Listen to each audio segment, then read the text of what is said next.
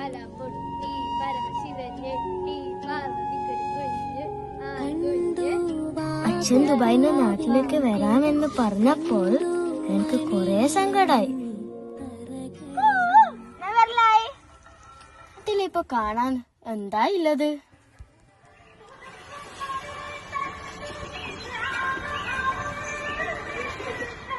പിന്നെ എനിക്കിവിടെ കൊറേ കൂട്ടുകാരായി. അവിടെ കൂടെ ഞാനിപ്പം കാണാത്ത നാടൊക്കെ കാണാൻ ഇറങ്ങി.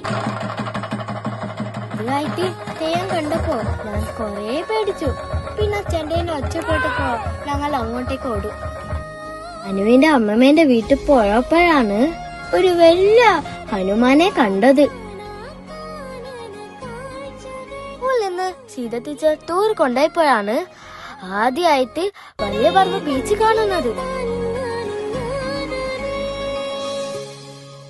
അച്ഛന്റെ കൂടെ കവൽ കണ്ടപ്പോൾ എന്തൊരു വാവായിരുന്നു. പിന്നെയും കൊറേ സ്ഥലം കണ്ടു.